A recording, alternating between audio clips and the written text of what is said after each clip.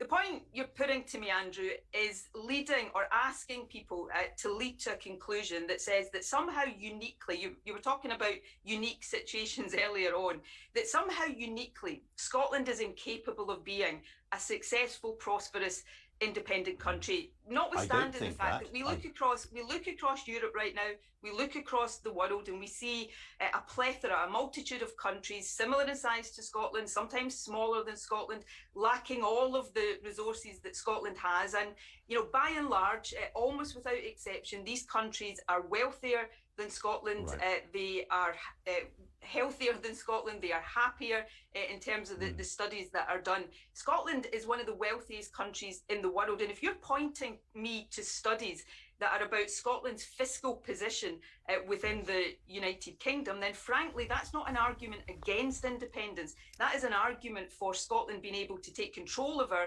vast resources, make better economic decisions than Westminster governments tend to make on our behalf, and build the same prosperity that countries similar to us enjoy already. So frankly, these are arguments for Scotland becoming independent, not against. To be absolutely clear, of course I am not suggesting that an independent Scotland could not be prosperous. I am suggesting that there are choices and hard choices to be made. Of course.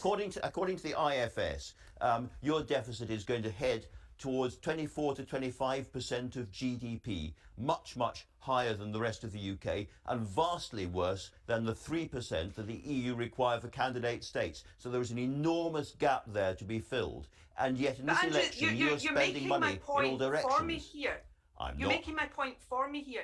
That deficit that you talk about, and you're quoting, I think, an IFS study that's not actually published yet, if it's the one I've read about in a newspaper this morning.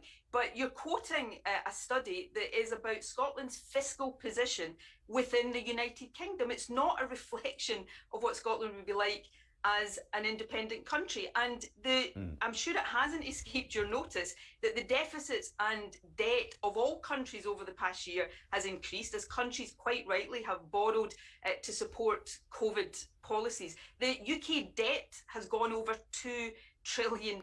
Now, right now, the taxes that are paid in Scotland pay for health and education, all of those devolved services, as well as reserve services like welfare and pensions. But so we raise the money to pay for all of these important things. And like every other country, we would have a deficit if we were an independent country tomorrow. But there's no credible economists in any other country suggesting that countries should manage those deficits through austerity and cuts. Again, why would Scotland be unique? And you talk about tough choices.